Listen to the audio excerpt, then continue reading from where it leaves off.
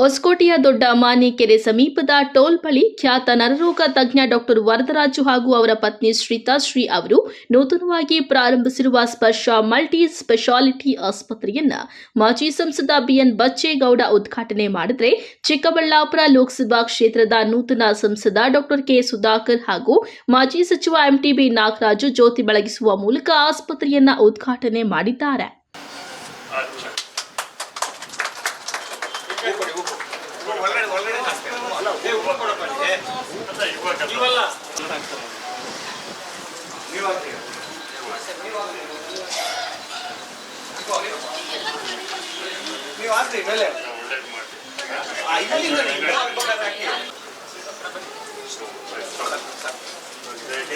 Good luck.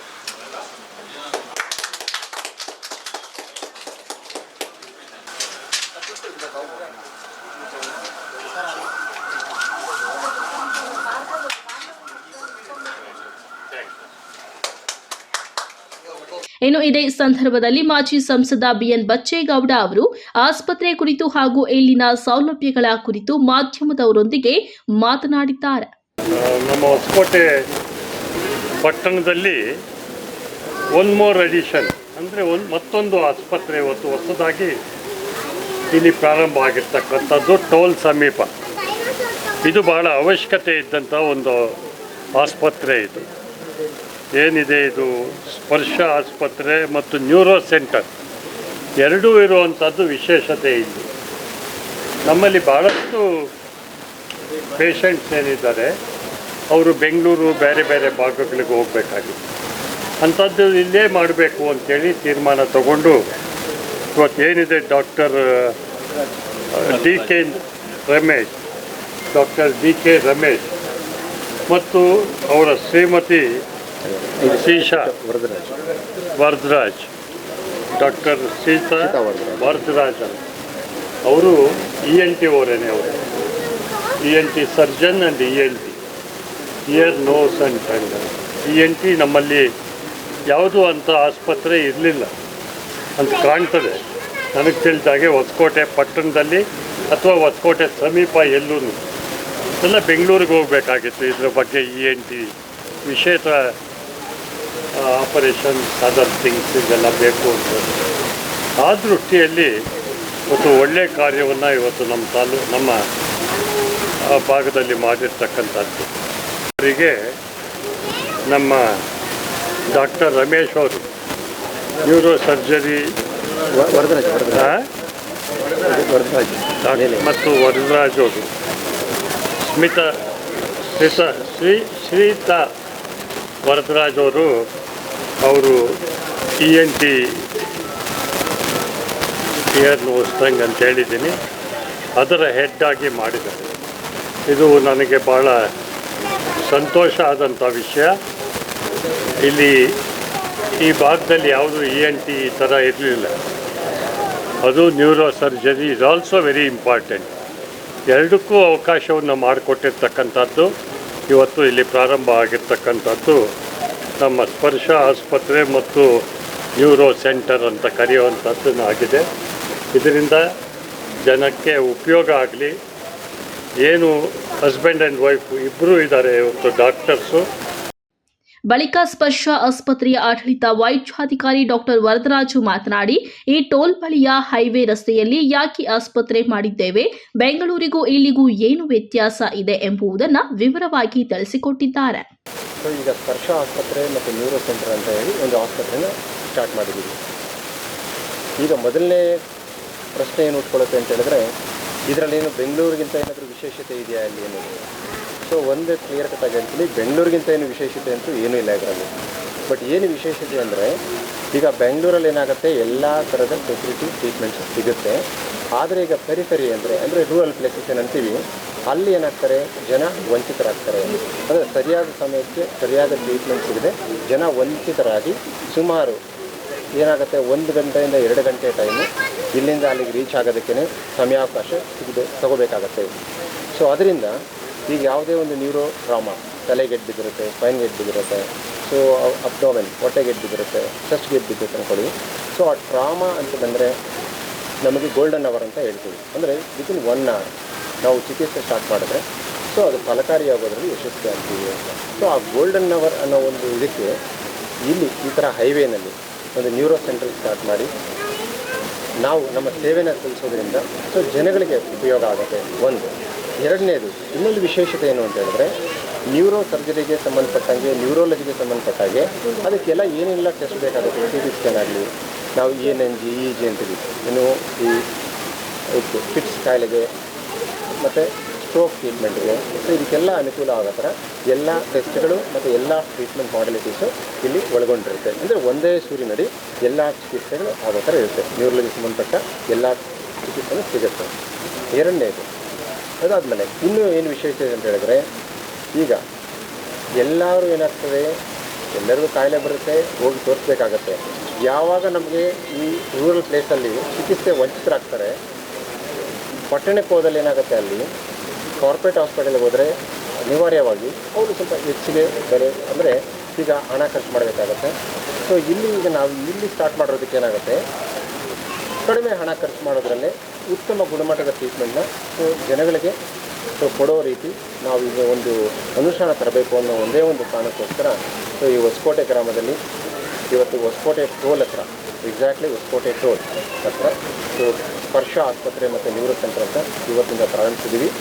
So ಜನಗಳಿಗೆ ನಾನು ಹೇಳೋದು ಇಷ್ಟೇ, ಒಂದು ಈಗ ನಿಮಗೆ ಬೇಕಾಗಿರ್ತಕ್ಕಂಥ ಒಂದು ಕ್ವಾಲಿಟಿ ಟ್ರೀಟ್ಮೆಂಟ್ ಅಂತ ಏನಿರುತ್ತೆ ಅದು ಒಂದು ಕೈಗೆಟುಕೋ ದರದಲ್ಲಿ ತಲುಪಿಸ್ಬೇಕು, ಕೊಡಬೇಕು ಅನ್ನೋ ಒಂದು ನಿಟ್ಟಿನಿಂದ ಈ ಆಸ್ಪತ್ರೆ ಮಾಡಿದೆ. ಅದರ ಸದುಪಯೋಗ ಪಡಿಸಬೇಕು ಅಂತ ಹೇಳ್ತೀನಿ. ಆದರೆ ಎಮರ್ಜೆನ್ಸಿ ಟ್ರಾಮಾ ಬಂದಲ್ಲಿ ಇನ್ನೊಂದು ಮಾತು ಹೇಳ್ತಿದ್ದೀನಿ, ಎಮರ್ಜೆನ್ಸಿ ಟ್ರಾಮಾ ಬಂದಲ್ಲಿ ಆದಷ್ಟು ಬೇಗ ಇಲ್ಲಿ ನಮ್ಮಲ್ಲಾದರೂ ಆಗಲಿ ಬೇರೆ ಕಡೆ ಆದರೂ ಆಗಲಿ 1 ಗಂಟೆ ಒಳಗಡೆ ನೀವು ಆಸ್ಪತ್ರೆಗೆ, ಅಂದರೆ ಆ ಒಂದು ಅನುಕೂಲ ಇರತಕ್ಕಂಥ ಆಸ್ಪತ್ರೆಗೆ, ಯಾಕಂದರೆ ಇವಾಗಲೂ ಹೇಳ್ತಾ ಇದ್ದೀನಿ, ಎಷ್ಟೋ ಕಡೆ ಏನಾಗುತ್ತೆ ತಲೆಗೆಟ್ಟು ಬಿದ್ದಿರುತ್ತೆ, ಅವರು ಕ್ಲಿನಿಕಲ್ಲೋ ಇನ್ನು ನರ್ಸಿಂಗ್ ಹೋಮಲ್ಲೋ ಸುತ್ತಾಡಿಕೊಂಡೇ 4 ಅವರ್ ಮಾಡಿರ್ತಾರೆ. ಆ ಒಂದು ತಪ್ಪು ಆಗಬಾರ್ದು. ಎಲ್ಲಿ ಯಾವುದಕ್ಕೆ ಟ್ರೀಟ್ಮೆಂಟ್ ಇರುತ್ತೆ ಗೊತ್ತಾದರೆ ಅಲ್ಲಿ ತೊಗೊಂಡೋಗ್ರಿ. ಫಸ್ಟ್ ಪೇಷಂಟ್ ಸ್ಟೆಬಿಲೈಸ್ ಆಗಲಿ, ಒಂದು ಸರಿ ಜೀವ ಉಳಿತೆ ಅಂದ್ಕೊಂಡ್ಮೇಲೆ ಅವ್ರಿಗೆ ಈಗ ಏನಾಗುತ್ತೆ, ಎಲ್ರಿಗೂ ಪ್ರೈವೇಟ್ ಹಾಸ್ಪಿಟಲೇ ತೊಗೋಬೇಕು ಚಿಕಿತ್ಸೆ ಅಂತ ಇಲ್ಲ. ವಿಚಾರಕ್ಕೆ ಸೊ ಈ ಒಂದು ಇದಕ್ಕೆ ಫಂಕ್ಷನ್ಗೆ ಅಂದರೆ ನಾವು ಇನಾಗ್ರೇಷನ್ ಸನ್ಮಾನ ಏನು ಮಾಡಿದ್ವಿ, ಸೊ ಅದಕ್ಕೆ ಸನ್ಮಾನ್ಯ ಬಚ್ಚೇಗೌಡರು ಮಾಜಿ ಸಂಸದರು ಆಗಿರ್ತಕ್ಕಂಥವ್ರು, ಸೊ ಹಿರಿಯರು ಹಾಗೂ ಈಗೇನು ಹೇಳಬೇಕಂದ್ರೆ ಒಂದು ವೆಲ್ ವಿಷರ್, ಯಾವುದೇ ಒಂದು ವಿಷಯಕ್ಕೆ ತಗೊಂಡ್ರು ಅವ್ರದ್ದು ಯಾವಾಗಲೂ ಸಹಕಾರ ಇರುತ್ತೆ ನಮಗೆಲ್ಲ. ಸೊ ಆ ಥರ ಇವತ್ತು ಬಂದು ಈ ಒಂದು ಕಾರ್ಯಕ್ರಮನ ಯಶಸ್ವಿಗೊಳಿಸೋದಕ್ಕೆ ನನ್ನ ಕಡೆಯಿಂದ ಹಾಗೂ ನನ್ನ ಹೆಂಡತಿಯಾದ ಸೀತಾಶ್ರೀ ಕಡೆಯಿಂದ ಹಾಗೂ ನಮ್ಮ ಅಣ್ಣ ಡಾಕ್ಟರ್ ರಮೇಶ್ ಅವರ ಕಡೆಯಿಂದ ಹೃದಯಪೂರ್ವಕ ವಂದನೆಗಳನ್ನು ಸಲ್ಲಿಸಿ ನಂತರ ಆಸ್ಪತ್ರೆಗೆ ಭೇಟಿ ನೀಡಿ ಮಾತನಾಡಿದ ಸಂಸದ ಡಾಕ್ಟರ್ ಸುಧಾಕರ್ ಅವರು 40 ಹಾಸಿಗೆ ಉಳ್ಳ ಟ್ರಾಮಾ ಸೆಂಟರ್ ಪ್ರಾರಂಭವಾಗಿದ್ದು ಸರ್ಕಾರಿ ಆಸ್ಪತ್ರೆಗಿಂತ ಹೆಚ್ಚಿನ ಶ್ರಮ ವಹಿಸಿ ಚಿಕಿತ್ಸೆ ನೀಡುತ್ತಿದ್ದಾರೆ ಎಂದರು.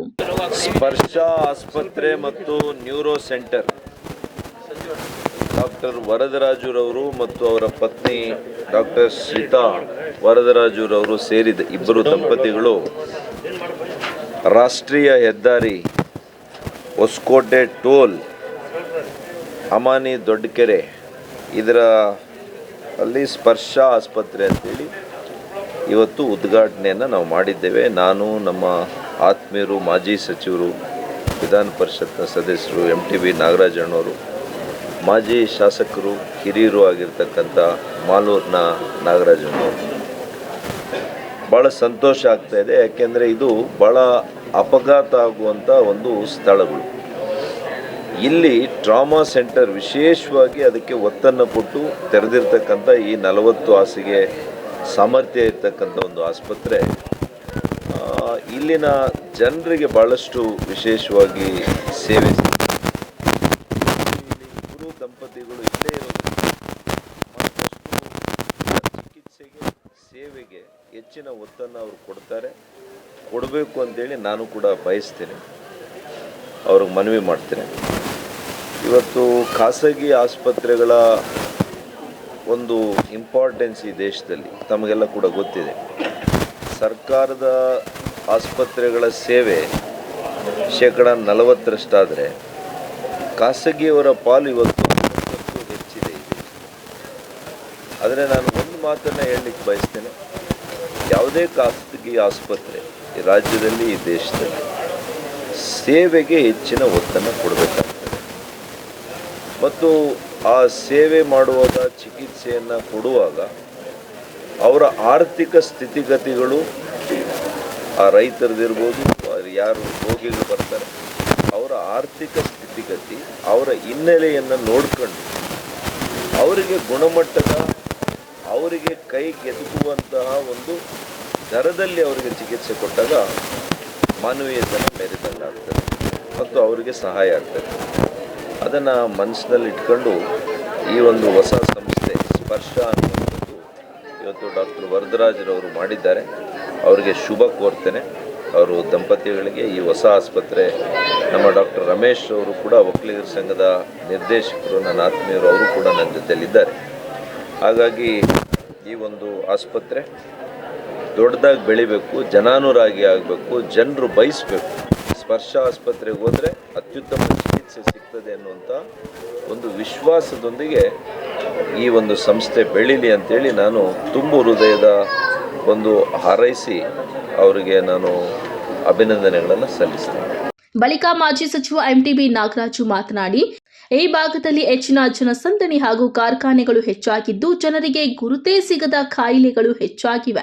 ಆದ್ದರಿಂದ ಉತ್ತಮ ಗುಣಮಟ್ಟದ ಆಸ್ಪತ್ರೆಯ ಅವಶ್ಯಕತೆ ಇದ್ದು ಇದು ಉನ್ನತ ಮಟ್ಟಕ್ಕೆ ಬೆಳೆಯಲಿ ಎಂದರು. ಇವತ್ತು ಹೊಸಕೋಟೆ ನಗರದ ಮುಖ್ಯ ರಸ್ತೆಯಲ್ಲಿ ಸ್ಪರ್ಶ ನ್ಯೂರೋ ಸೆಂಟರ್ ಒಂದು ಆಸ್ಪತ್ರೆಯನ್ನು ಡಾಕ್ಟರ್ ಸುಧಾಕರ್ ಅವರು, ಈ ಭಾಗದ ಪಾರ್ಲಿಮೆಂಟ್ ಸದಸ್ಯರು, ಹಾಗೆ ಈ ಸಂಸ್ಥೆಯ ಸಂಸ್ಥಾಪಕರಾದಂಥ ಡಾಕ್ಟರ್ ವರದರಾಜು ಮತ್ತು ಅವರ ಶ್ರೀಮತಿ ಅವರಿಗೆ ಸೀತಾರವರು, ಹಾಗೆ ನಮ್ಮ ಮಾಜಿ ಶಾಸಕರಾದಂಥ ನಾಗರಾಜ್ ಅವರು ಮತ್ತು ನಮ್ಮ ಡಾಕ್ಟರ್ ಎಚ್ ಕೆ ನಾಗರಾಜ್ ಅವರು, ಇವತ್ತು ಭಾಳ ನ್ಯೂರಾಲಜಿ ಅವರು ಕೂಡ ಪ್ರೊಫೆಸರ್ ಆಗಿ ಭಾಳ ವರ್ಷಗಳಿಂದ ಸಾರ್ವಜನಿಕರ ಜೀವನದಲ್ಲಿ ವೈದ್ಯಾಧಿಕಾರಿಗಳಾಗಿ ನಿರಂತರವಾಗಿ ಸೇವೆ ಮಾಡ್ತಕ್ಕಂಥ ಡಾಕ್ಟರು ಕೂಡ ವೈದ್ಯಾಧಿಕಾರಿಗಳು ಆಗಿದ್ದಾರೆ. ಹಾಗಾಗಿ ಇವತ್ತು ಈ ಭಾಗದಲ್ಲಿ ಸಾಕಷ್ಟು ಜನಸಂದಣಿ, ಹಾಗೆ ಕಾರ್ಖಾನೆಗಳು, ವಿದ್ಯಾಸಂಸ್ಥೆಗಳು, ಶಿಕ್ಷಣ ಸಂಸ್ಥೆಗಳು, ವ್ಯಾಪಾರ ಸಂಸ್ಥೆಗಳು ಭಾಳ ದೊಡ್ಡ ಪ್ರಮಾಣವಾಗಿ ಈ ರಸ್ತೆಯಲ್ಲಿ ಬೆಳೀತಾ ಇದೆ.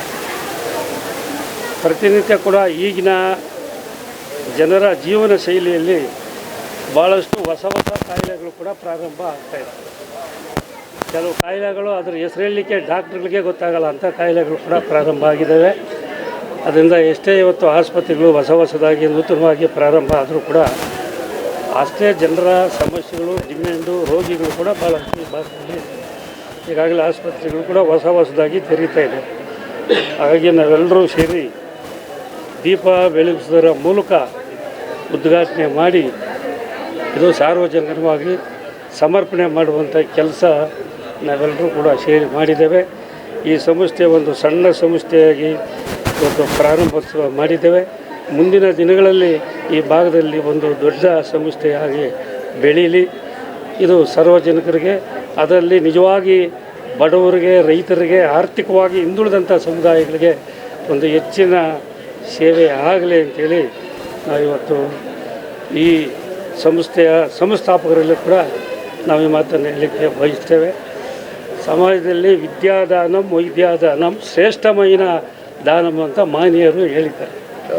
ಇವೆರಡು ದಾನಕ್ಕಿಂತ ಯಾವುದೇ ಶ್ರೇಷ್ಠವಾದ ದಾನ ಇಲ್ಲ. ಬೇರೆ ಬೇರೆ ದಾನ ಇದ್ದೇವೆ, ಭೂದಾನ, ಅನ್ನದಾನ, ಇವೆಲ್ಲ ತಾತ್ಕಾಲಿಕ ದಾನಗಳು. ಇವಾಗ ನಿರಂತರವಾಗಿ ಆ ಜನರ ಪ್ರಾಣ ಉಳಿಸುವಂಥದ್ದು, 100 ವರ್ಷಗಳ ಕಾಲ ಅವರ ಬದುಕಿನ ಜೀವನವನ್ನು ಹಸನಾಗಿ ಮಾಡಲಿಕ್ಕೆ ಈ ಶಿಕ್ಷಣ ದಾನ, ಎರಡೂ ಕೂಡ ಮಹಾದಾನ ಅಂತೇಳಿ ಮಾನ್ಯರು ವರ್ಣನೆ ಮಾಡಿದ್ದಾರೆ. ಅಂಥ ದಾನಗಳು ಭಾಳಷ್ಟು ನಮ್ಮ ವೈದ್ಯಾಧಿಕಾರಿಗಳು ಹಿರಿಯರಿದ್ದಾರೆ. ಅವರು ಕೂಡ ಈ ಒಂದು ಸಮಾಜದಲ್ಲಿ ತಮ್ಮ ಸೇವೆ ಆಗಲಿ ನಿರಂತರವಾಗಿ ಅಂತೇಳಿ ಇವರಿಗೆ ಹಾರೈಸಿ ಅಭಿನಂದಿಸ್ತೇವೆ. ಒಳ್ಳೆಯದು ಸರ್. ಕೈ ಸರ್ ನೀವು ಸರಿ ನೋಡಿ ಸರ್.